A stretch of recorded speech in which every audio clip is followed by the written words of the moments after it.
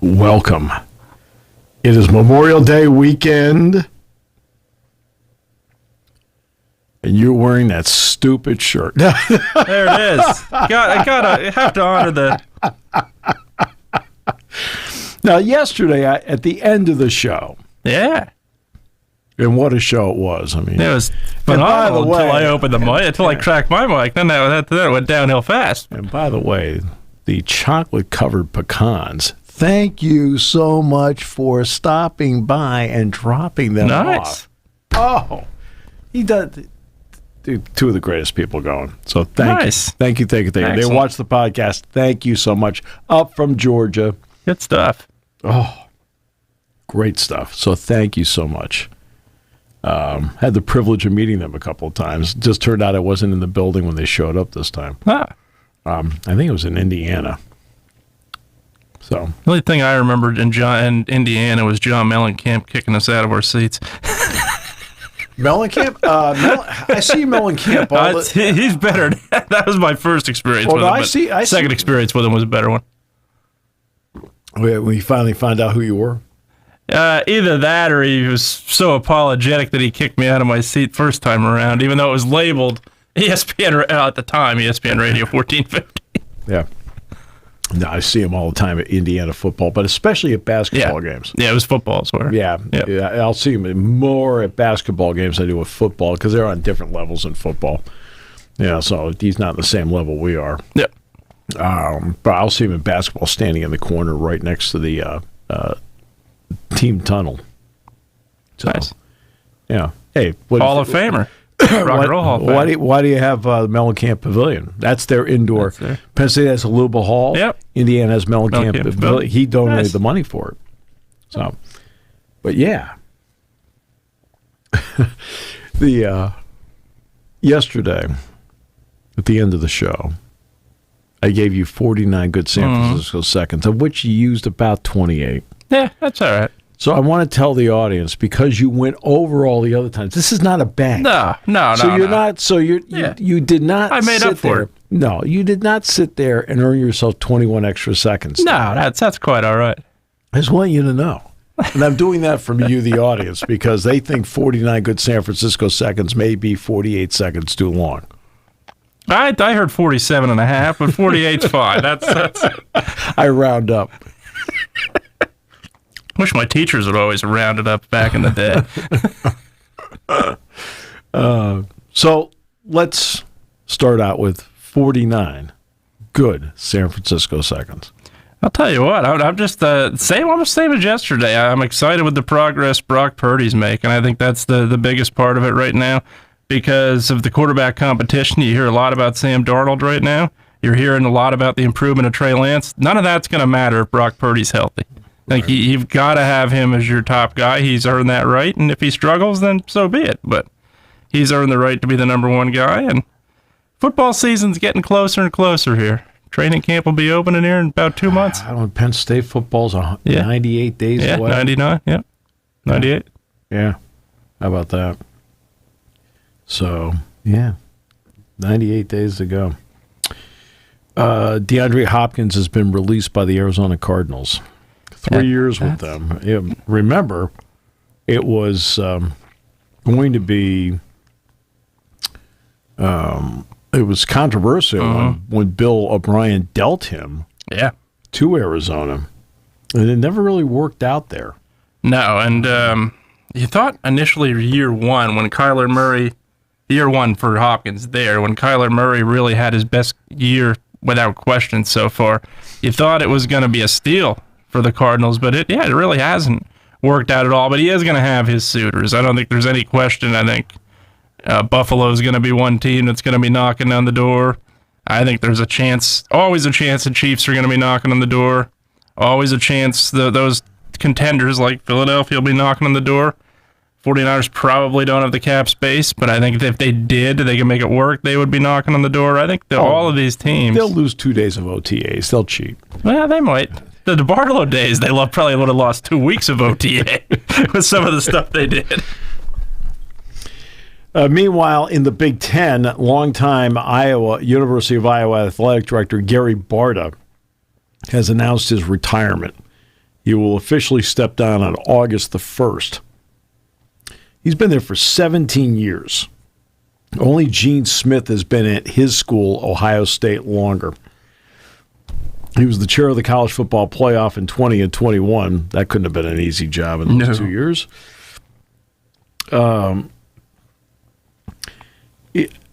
Iowa's gone through trouble. And it's not like they haven't had great moments. I mean, let's face it. I mean, Kirk Ferentz has had some great years at Iowa. Great years. But conversely, they had trouble with the strength and the conditioning coach. There was the lawsuit that the players went after them, which included depositions.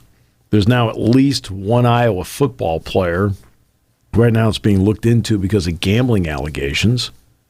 And I'm saying at least one because what was the total? 26 athletes, and they said and football is one of the sports identified. As was men's basketball.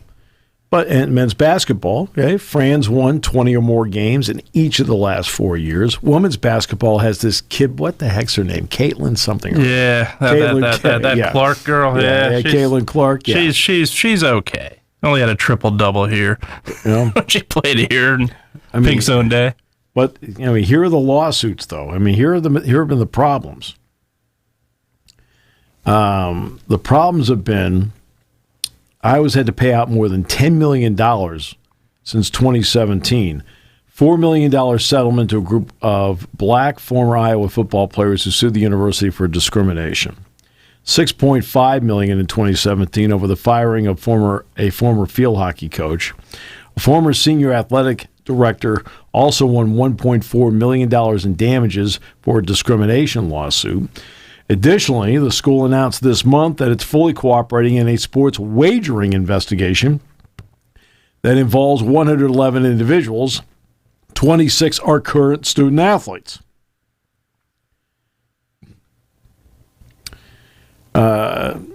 Beth Getz who's the sitting athletic director at Ball State, became the deputy athletic director and chief operating officer. One would wonder if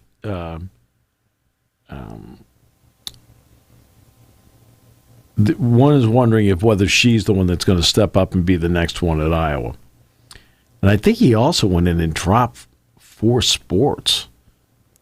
And the way he did it was cold. Hey, it's like didn't like when it was over with, he didn't sit there and say, hey, by the way, I said, hey, I'm here to talk to you. He just kind of announced and got up and left. Okay. But I know, obviously, I just spent a couple of days with Steve Rowe from Sports Information and Gary Dolphin, their play-by-play voice, because we were at this Big Ten golf outing together. And the announcers outing. I mean, Don Fisher. Dolph, by the way, is the guy. The first 2 years organized the whole thing. This year, Don Fisher of Indiana organized it. And it's phenomenal. And they, they both have nothing but good things to say about, I'll tell you the guy that they have nothing but good things to say about is Kirk. About Ferentz. And it's not like Gary didn't run and have a couple of run-ins with I'm talking about Sure. Dolphin with Barta. Yeah, absolutely. I mean, I'm not going to get into it because Dolph's my friend, and I'm just going to leave it at that. Yeah. Oh, yeah. But Gary Barta announced his retirement. We mentioned yesterday the interim leadership with Mike Bone exiting USC, which did include Sandy Barber as part of that. And as I mentioned yesterday, one thing about that leadership group is that Sandy brings to the table somebody who understands the Big Ten and the leadership of the Big Ten, especially among athletic directors. She understands that. Now, there are now 8 new presidents in this conference, so that part I'm not sure anybody has a handle on. Steve Weiberg Kevin Weiberg is the former Big 12 commissioner. He understands what it is at the top. Well, and the other one that was brought in is the former Duke CFO, Mitch Moser. Interesting times there because they need to change over. With Mike Bone now gone. George Washington, no longer the Colonials. But now the Revolutionaries. They've been the Colonials since 1926. They say they made the decision to drop the old name after determining that it no longer unified the community.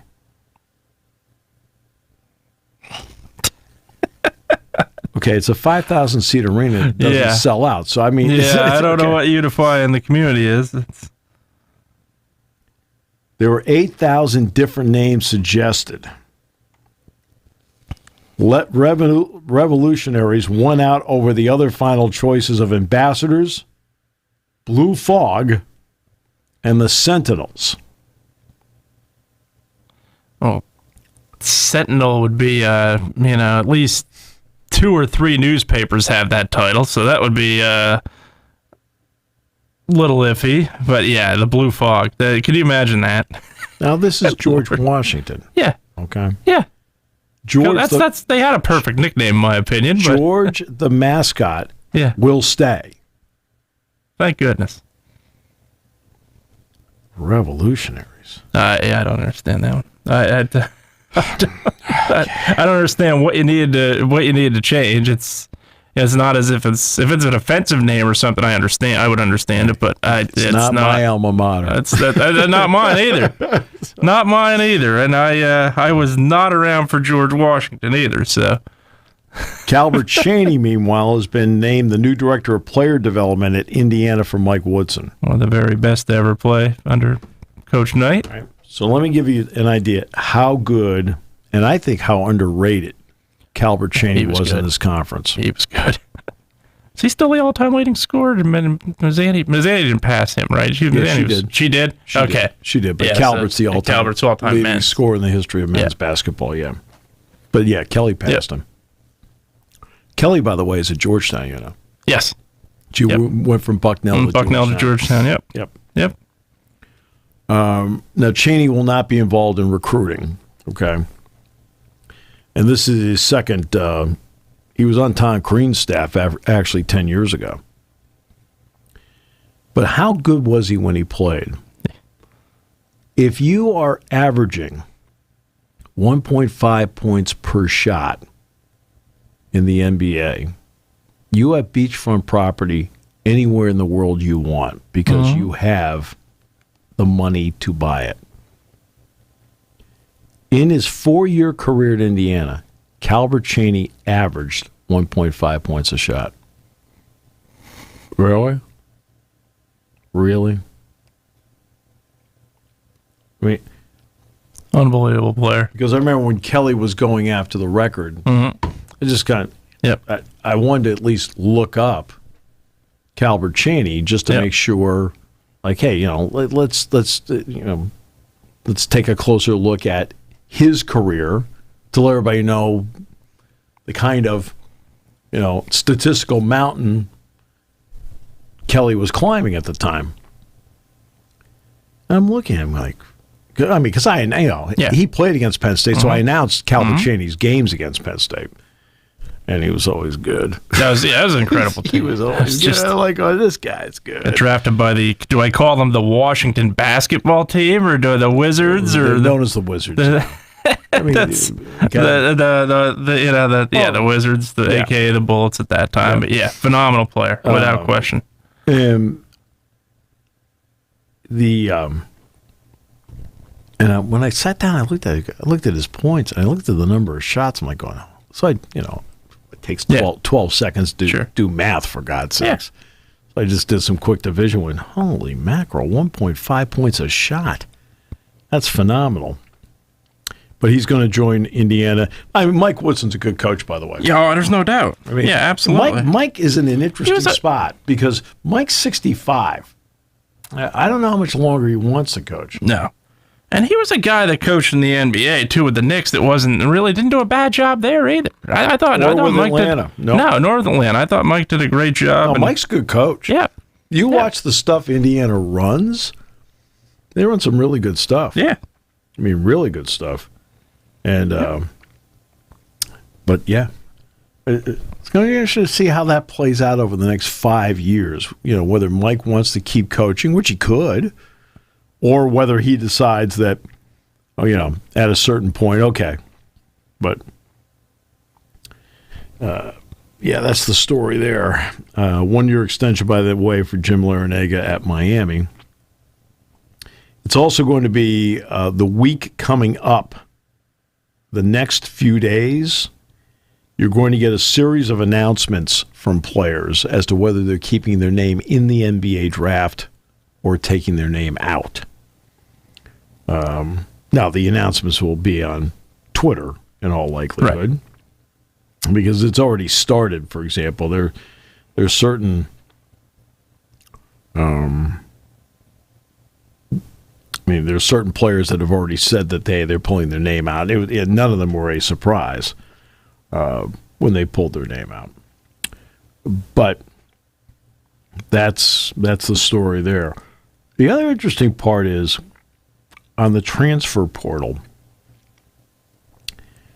And everyone the transfer portal has been a big part of, it's not how Mike wants to do things moving forward. He wants to be selective in the transfer portal moving forward.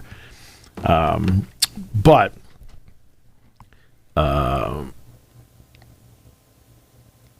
and I just based that on what Mike did at VCU. Sure. I mean, he was selective. I mean, it wasn't like he never brought transfers in. He did.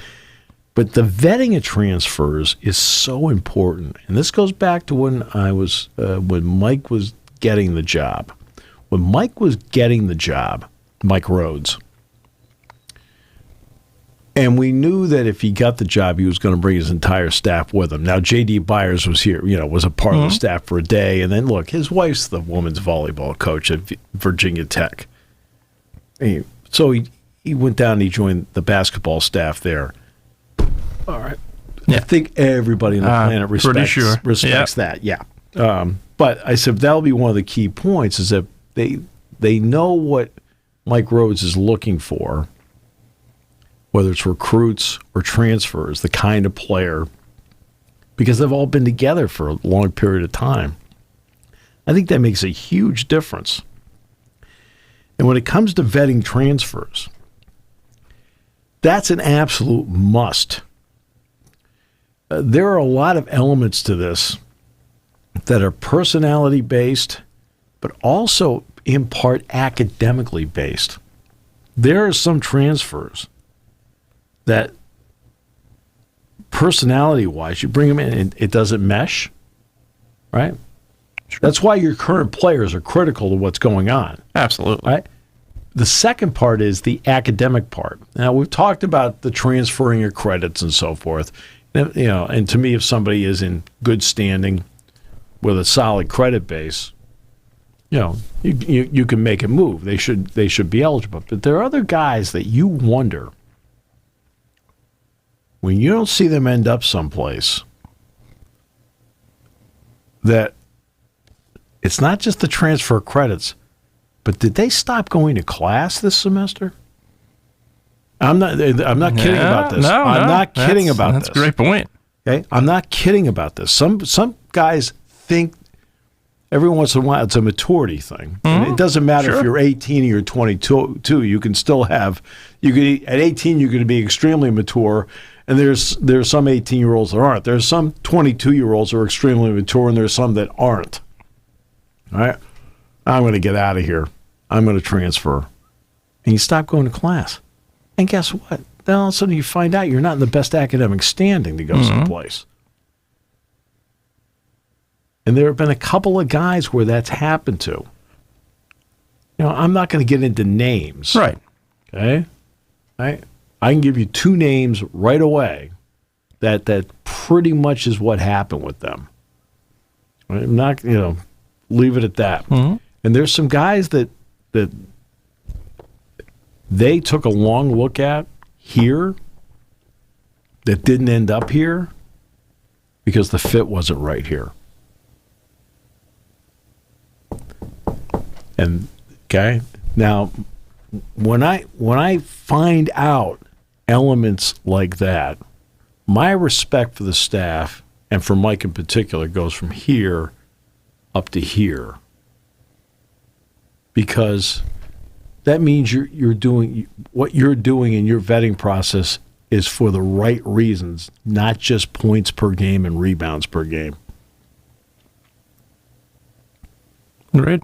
And okay, there are some guys that they decided not to take the next step with after bringing them here, and decided when they took a long look at it and said, "No, we need to move in a different direction."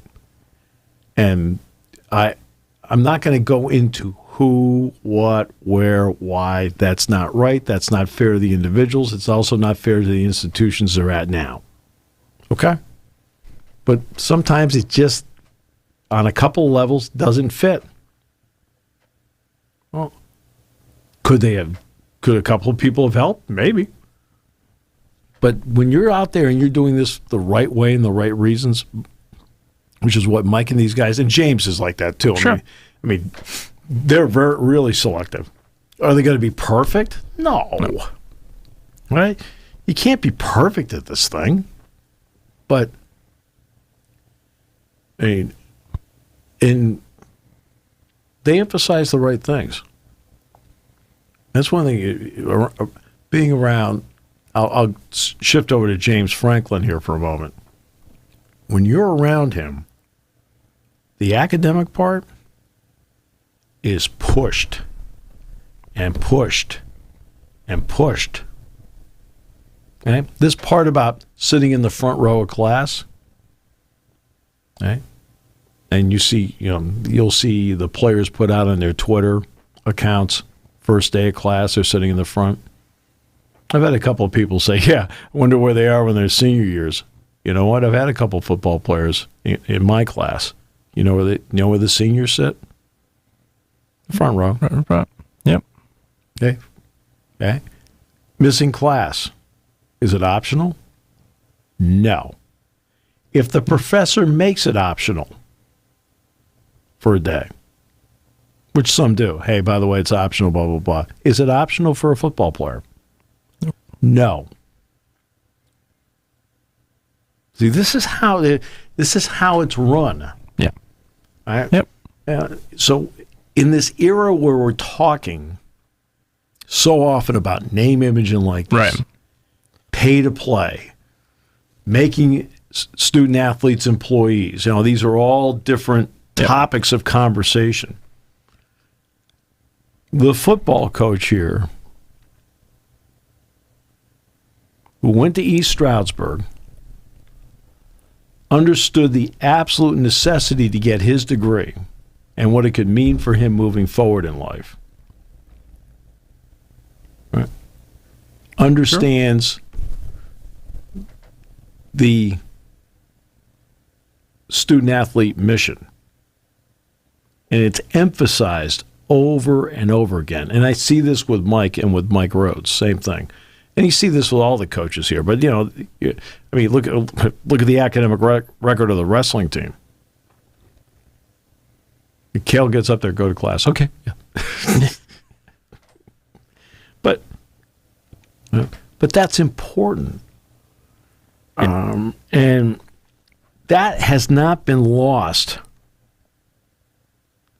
These guys haven't lost sight of it. They have not lost sight of it. And I think that's something that is always important. And if you think for a second in all this conversation about NIL, about transfer portals, about the possibility of pay to play, about the possibility of making athletes employees, about the possibility of unionization, these are all elements we talk about all the time. But the reality on a day-by-day basis, that academic part is being pushed and pushed and pushed and pushed and pushed and pushed. Yeah. We talk about guys that get drafted, and justifiably so. They have earned their opportunities. Joey Porter Jr. has earned his opportunity with the Steelers. Jair Brown, despite being drafted by the 49ers. Oh, I'm sorry. Despite the obstacle, yeah. Despite going to that shabby organization. No. Jair Brown. There are a few former players that have that to say about it. No. Yeah, but that's because they're former players. Yeah, exactly. But Jair Brown, previous ownership too. Jair Brown is earned. Yeah. Right? Juice Scruggs with the Houston Texans earned. Yep. Sure is. Right? And on. I could Brenton Strange, Parker, all of them. Right? The free agents. Mm-hmm. But there's a group of them that, hey, look, the degree is everything to them because they got the degree, even those who got drafted. Hey, Saquon Barkley eventually got his degree. Yeah. Micah Parsons left here with his degree. 2.5 years he got his degree. These are the highest of high-profile players in the National Football League. They have their degrees. They understand the value of it. And the 97% that ended up going pro in something, something else. Yeah, and you remember for many, many years, the NCAA would air those commercials. 97% of these athletes are going. It's the absolute truth. And NIL has made it that much more difficult to really put the emphasis on class, and these guys do. And, everybody remembers the rant that James Franklin had in 2018 after the Ohio State game. Good team, great team. Good coach, great coach. The difference is, do you graduate your players? And I think, to me, that is one of the things that makes an impact more than anything. And when you look at the legendary coaches, top to bottom, you see the guys that are on the top of the list. More often than not, they graduated their players. Right. Almost always graduated their players. Here, it's been the case for as long as we've been here. There's no question about it. Joe Paterno certainly graduated his players. Bill O'Brien, emphasis to academics. James Franklin, emphasizes it as well. Yeah. And, you look at the college basketball. Coach K, same thing. Bobby Knight, same thing. These guys graduated their players. And it's that much tougher now as you hit the NIL stages. And these guys are doing an exceptional job and still graduating their players, putting the emphasis on academics, which is absolutely the most important thing when it comes to being a college athlete, even in the era we're in right now. All right, the SEC meetings are next. Now, as we know, the Pac-12 plays a 9-game conference schedule. The Big Ten plays a 9-game conference schedule. The Big 12 plays a 9-game conference schedule. And the SEC and the ACC don't. But the difference is the SEC is going from 14 to 16 schools starting in 2024 with the addition of Texas and Oklahoma. The SEC have been talking about a 3-6-6 model, which you and I've talked about with you, with the Big Ten. It's a model I like because I am a big believer that you should be playing everybody in the conference in a short period of time. Agreed. I'm a huge believer in that. Why bother having the conference? Why, as I mentioned, why is it that Indiana has played at Minnesota? Yeah, one time. Yeah. Don Fisher's been there 50 seasons. 50 seasons. Okay? And he did more games in the old stadium that's torn down than he has in this stadium. One. And that stadium's been there for 14 years. Yeah. That's not right. That's not how you should do things. Not at all. That's to me. To me, that's not right. All right. All right, you may feel a different way. No, I fully know agree. they're trying to put together all these models. I mean, so I mentioned Iowa earlier. I mean, Gary Dolphin and I kid each other all the time. I said, are we in the same division? I mean, because they play Iowa except for last year. They play Iowa every year because it's like a crossover game. And then you have, like Nebraska, who you should play more. Minnesota, same thing. I mean, since Nebraska was the first 3 years they were Penn State's crossover game. Yep. When it was leaders and legends. Since that happened, I think Nebraska's come here once, and Penn State's gone out there once. Once, that was 2020. Yeah. There were no fans. No. Yeah. So that's the one that comes to mind right away when it comes to Penn State. But I if I gave a long look at everything, I think you could very easily tell almost any school has that one school where you've played them one or two times in the last decade. No, you shouldn't be doing that. I agree. Now, the SEC, according to 247 Sports, these are the schools that would like to expand to 9 games. Arkansas, Kentucky, Mississippi State, and South Carolina. 7 schools prefer expanding the schedule to 9 games. 7. Arkansas, Kentucky, Mississippi State, and South Carolina oppose the 9-game model. They want that November game against well, that's because they're concerned an extra game might knock them out of a bowl game. Right. No doubt. I mean, certainly. Let's be straight about this. That's what it's about. The goal, they want to eliminate divisions. Which I would not be the worst idea, period, when it comes to conferences altogether. Alabama may be against the model, and here's the reason why. The 3 proposed permanent rivals are Auburn, LSU, and Tennessee. Yeah. Well, for God's sakes, you know what? The last time I checked, you beat almost everybody. Yeah. Yep. What is your concern there? Who cares? Yep. What, because Tennessee got better? It's not as if Nick Saban complains. I've never seen that before. Aside from once or twice a week. And Texas and Oklahoma, by the way, will be a part of the... Yeah. All right. So these are the 2 models that the SEC is looking at. It's an 8-game model, the current one they have, with 1 permanent rival and with 7 rotating opponents. Okay. So for Alabama, it would be Auburn. Yeah. Which is the game that is your rival. That's the Iron Bowl. That's been the rivalry for many, many years. As you said, just because Tennessee got better. And now Alabama LSU, I agree, is a fun game every year. It's lost its luster a little bit now. But, Auburn, if you're going to pick one team that Alabama should be playing, it's Auburn. Right. You're going to pick one team Ohio State should be playing, it's Michigan. That's in the 9-game format is 3 permanent rivals, 6 rotating opponents. Yeah. Texas A&M has been in the SEC since 2011. Georgia, in the same conference, has played exactly no games in College Station. They've been in the conference since 2011. Yeah. 2011 was their first season in the conference. Georgia has never played a game at Kyle Field. Mm-hmm. Well, you look at out of conference for the SEC. You look at Alabama. They went to Texas last year. That was, the 3rd road game in the Nick Saban era at Alabama? That's it?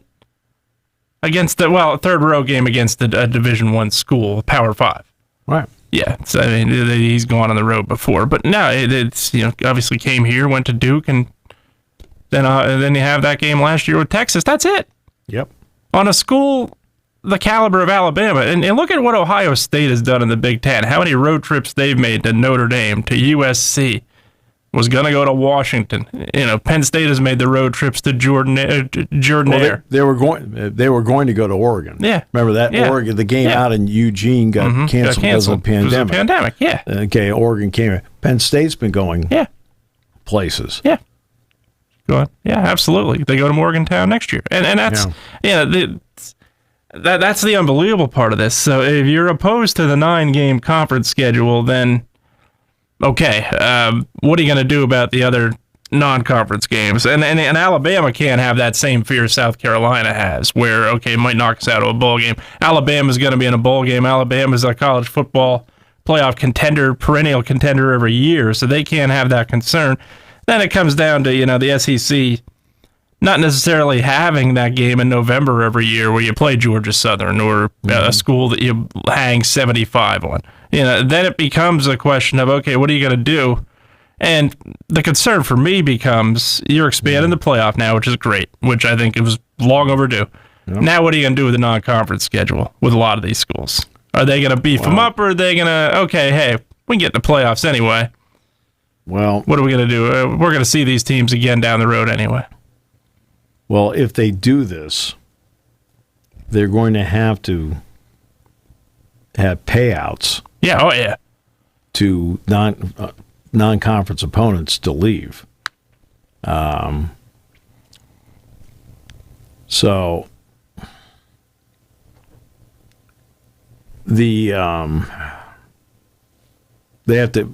to reschedule or cancel as many as 38 non-conference games through the 2037 schedule if a 9-game format starts in 2024.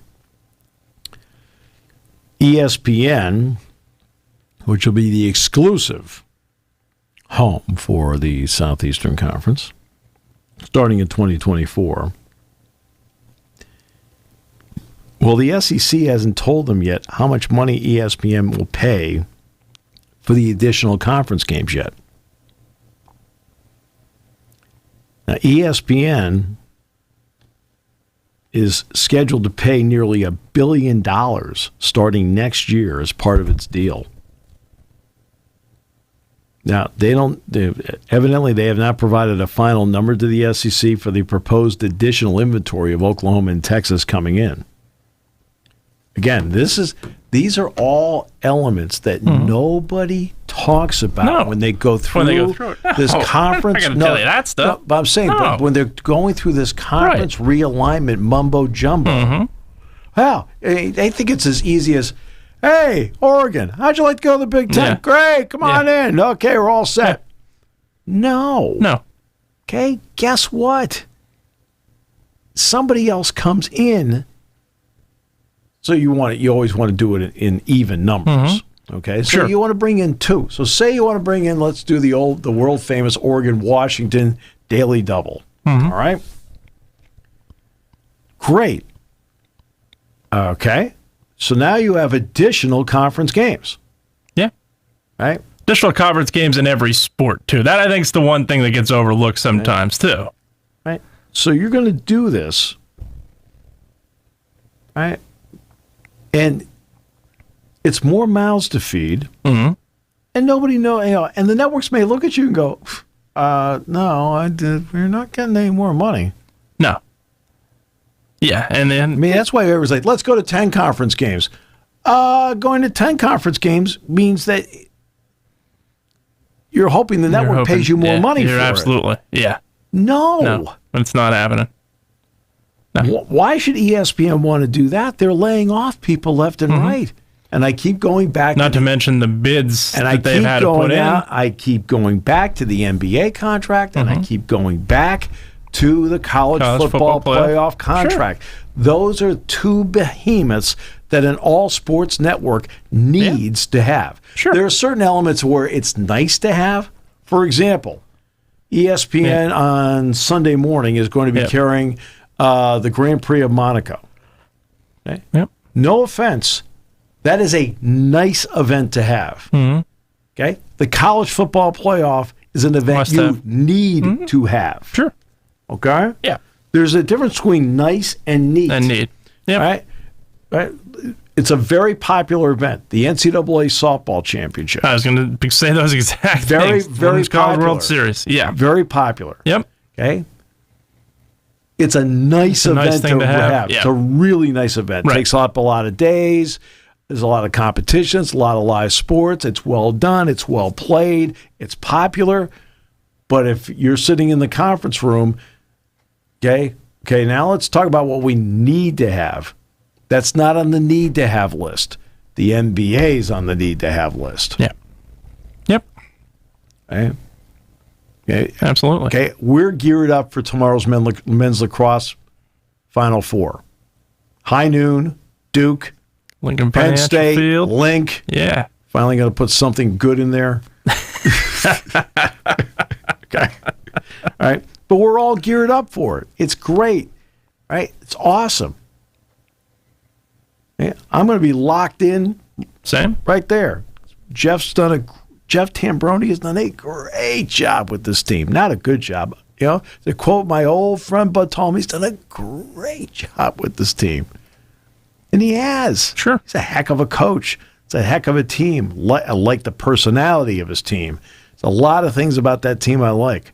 You know, kind of flew under the radar and just got every week got better. Picked up some early wins. Everybody's like going, "Hey, how good are they really?" We found out they're really good.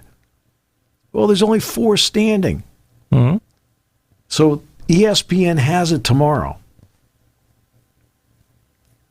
But if they're in the conference room saying, "Hey, what categories does it fall under?" As a sporting event, it falls into the category of nice event to have. Mm-hmm. Right? The Indianapolis 500. NBC has that. Yeah. Right? Yep.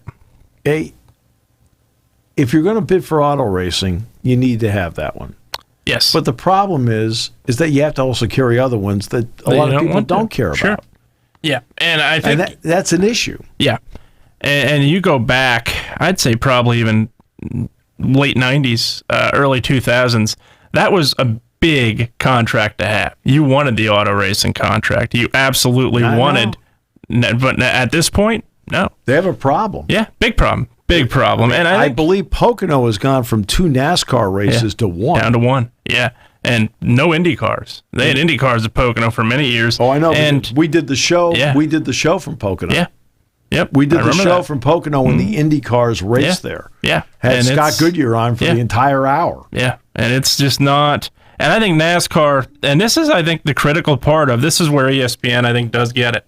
You have to know where your audience is coming from. You have to know who you're reaching. NASCAR, when Mike Helton took over, I'm not sure knew who they were reaching. They completely went away from their target audience. They turned into a major corporate sport, which, okay, that's a moneymaker, but you're completely alienating the people that made you the entity you are. And I think that's exactly what NASCAR did for many years. And look, Dale Earnhardt was outspoken towards the end of his life about it, and that's and he was right. And he, you go back to the his final race. That was the first race on Fox.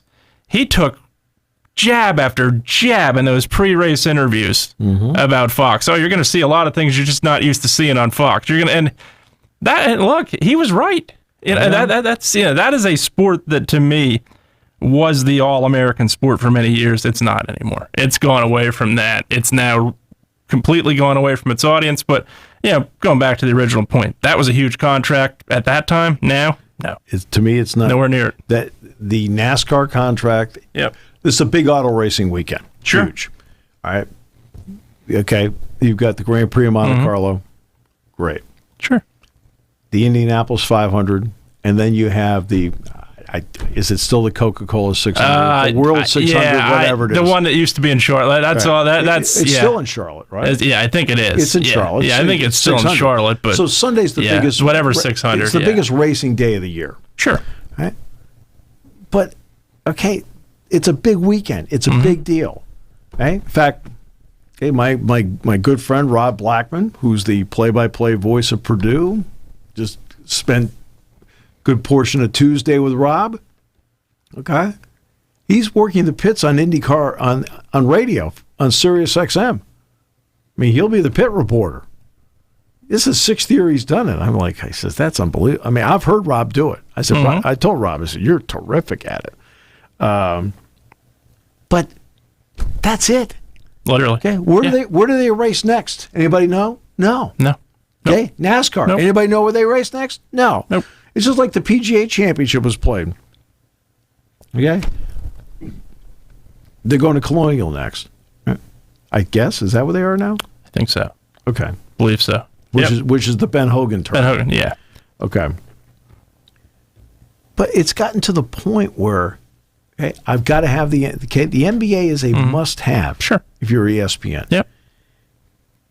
College football playoff is a must-have. Sure. Okay. College football's a must-have. Mm-hmm. The SEC's a must-have. The Big Ten's a must-have. Sure. Okay.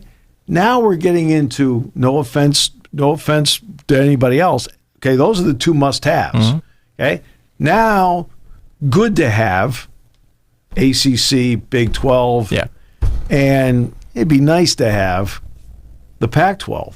Yeah. Right? Just like the Mid-American Conference, Tuesday and Wednesday nights in November. Nice to have something. All right, Yeah. nice to have. Is it a must-have? Do you think of ESPN, oh my God, we got to do something about the MAC? What do you mean you got to do something about the MAC? Nobody in the conference room says they're going to do anything about the MAC or Conference USA or the American or anything. You know, Mike Oresco is a good guy and has done everything he can to promote his conference. I got it. I totally respect it. But you're not Power 6. Right. Yeah. Right? And it's just the way it's just the way the world is. You're not a must-have contract. You're a nice-to-have contract that's a great filler for us. All right? All those bowl games that ESPN broadcasts, the vast majority are nice to have. Right? And there are only, but let's face it. I mean, you look at the ratings. That's why they own, I think ESPN is now up to 17 that they own. Because they understand the value of the programming. Absolutely. Right? But there's too many other things that are nice to have. I'll give you a really great example of one that is, you got to have the NBA. Sure. You got to have the college football playoffs. So those are the outstanding ones out there. Yeah. Okay? Under the category of nice to have is going to be the women's basketball tournament. Oh, yeah. Right? Yeah, there's no doubt. Is it a must-have for them? No. No, who's going to bid against it? That's the question. Because everybody else is bidding on the two that you just mentioned. Right. I don't see that's what's going to happen with that. Yeah. There's not going to be the competition for it that people think. I think people think there's going to be all this competition for it. No. And I don't think there will be. There could be the one that jumps in just because of you're going to have Reese and Clark having an unbelievable year. But no, I think overall, the smarter ones are going to say, hey, here's what long-term is what's best for me. Yeah, but they also don't have room to carry it. No, that too. Right? Yeah. Okay. Yeah. Well, what does that mean? Yeah, Fox doesn't have room to carry. There's no way. Well, Fox isn't going to bid for it. No. Right. But I'm saying that's ESPN one network that does not have the room for it. ESPN2, ESPNU, ESPN News, ABC. Yeah. So they have all these layers where they can carry the tournament. I mean, CBS wasn't carrying. You could not watch every game of the NCAA men's basketball tournament until they got Turner involved, because now it gave you TNT, TBS, True TV, where you could now say, okay, now we have the 4 outlets. A lot of people don't have 4 outlets. NBC, what are NBC's outlets? USA? Yeah. You're going to bump it off CNBC? You do that for the Olympics, but you're not doing it for anything else. No. I mean, they don't have as many outlets as people realize to do this. You have to have the ability to have the outlets. But those are under the category of nice to have, right? As opposed to must have. The Pac-12 is a nice to have contract. It's not a must have, and that's where they're struggling right now. So now we get back to this original about the SEC and going to 9 conference games. Well, let's face it, the SEC is a must-have for them because they've invested a ton in it, plus they have the SEC network. Okay? Sure. So how, they have to work that part out. But that's a priority contract for them. But when you're looking at, hey, let's add Oregon, Washington, and we'll get to 10 conference games. No. Yeah. Okay? Yeah. Number one, there's a basic value here. Mm-hmm. Okay, so let's just pick a random number. Okay, $75 million.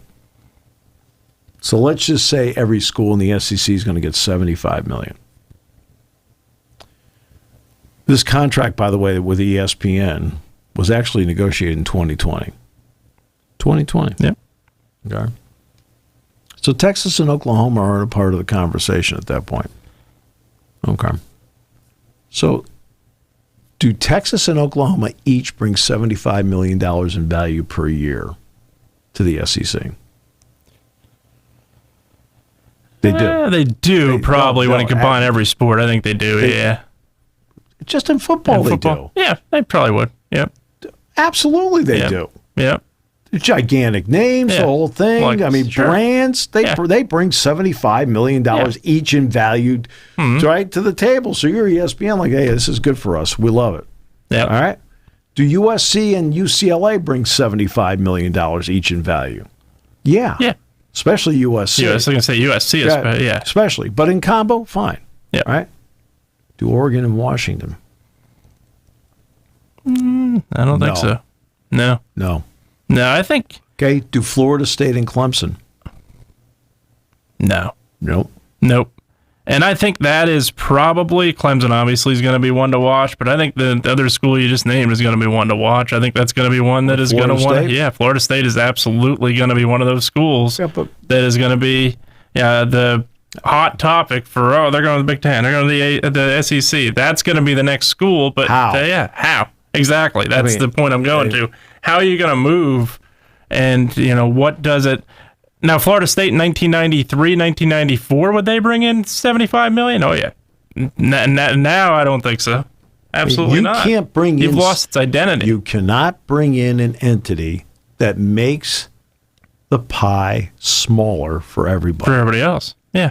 And for no good reason. Okay, that's the other part of it. You can't do it. I don't want to hear about, you get all these TV sets in Florida. It's like, for God's sakes. Yeah. No. All right? Okay? Everybody gets a slice of pie. Okay? So when Penn State came into the Big Ten as an 11th school, they then negotiated a new TV contract after that. And what happened to the pie? Okay? Mm-hmm. Everybody got bigger slices. The pie got bigger. Everybody got bigger slices. Great.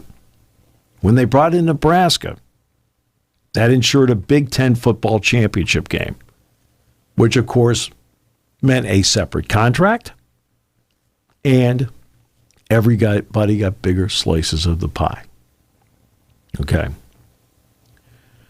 We can argue about the Maryland and Rutgers thing all you want, but it is 16 million homes in the New Jersey, Maryland, D.C., metro area. And it's a quick travel for a lot of teams. Well, it's a quick That's travel. The other part of it, too. State. Yeah, for Penn State, absolutely. And in the end, when they negotiated a new TV contract, the 6-year deal, everybody got a bigger slice of pie. All right. If you recall the conversation 1 year ago about the Big Ten, 1 year ago today, Kevin Warren had hinted that Memorial Day weekend would be the weekend we'd hear about the new Big Ten TV deal. He had hinted about that early in May of 2022. Well, Memorial Day weekend came and went. No contract. Why? We found out on June 30th, 1 month later. Why?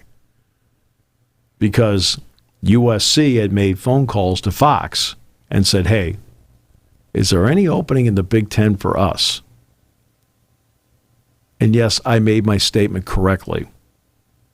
They made their phone call to Fox and asked Mark Silverman at Fox, is there any room in the Big Ten for us? Oh. And that opened and you notice it wasn't until 6 weeks later, August the 18th, where they finally announced the new agreement. Well, by adding USC and UCLA, the slices of pie got bigger for everybody, and especially for them. But the slices of pie got bigger. You cannot then arbitrarily bring in, that's why supposedly there's a Notre Dame clause in this contract. Well, there's a reason why you would put that in there, because they would make the pieces of pie bigger for everybody. And the networks know that. That's why it's there. If the reporting is correct on it. But Oregon and Washington are really good brands, but they don't have enough brand power to increase everybody's slice of pie. They would reduce everybody's slice of pie. They would just be additions. You just can't add to add. You just can't do that, because your responsibility is to the people who are there now. And they're now counting on what they have now. Hey, everybody needs a sacrifice. We're going to bring in 2 more teams. Wait, no, you've got your TV contract. Now, 5 years from now, because this contract's 7 years. 5 years from now, well, now you're starting to get to the point like, hey, we need to now renegotiate. So 4 to 5 years from now, we need to start thinking about the renegotiation. Now do you think about adding in somebody to the mix and saying, hey, look, we can now get into name this state, this region, this time zone, things like that. And who knows what the landscape looks like 5 years from now. Now, that's just me. Yeah. I know a lot of people are eager to see it happen now. It's like, hey, if I'm ESPN, I'm looking around saying, I don't need Florida State going to the SEC. Okay? I'm paying them nice. Here's your check to the ACC. You're fine. I don't need you. Mm-hmm. ESPN does not need Florida State to go to the SEC. They don't need to be paying them more money for it. What the heck they want to do that for? They already have this deal over here. You're fine. Stay in your lane. If I'm at ESPN, I'm looking to stay in your lane. I'm already paying a lot. If they go to 9 conference games in the SEC, guess what? I'm going to have to pay exponentially more. It's true. Don't forget what this weekend's all about, by the way. Yes. This is about those who gave their lives in service to our country so we could sit here and have the freedom to think, say, or enjoy what we want in life because somebody else went out and made the ultimate sacrifice. And that's what Memorial Day is all about. Absolutely. Get a chance to go to Boalsburg, that'd be great. As always, Jason doesn't go to Boalsburg much anymore because, let's face it, when you have the profile and the stardom that Jason does, I mean, he can't go more than 5 feet without being stopped by people. No, it's tough. Yeah. And see, the first step to recovery is understanding. That's right. Hey, always fun with you, pal. Likewise. Thanks so much. Thank you. Back on Tuesday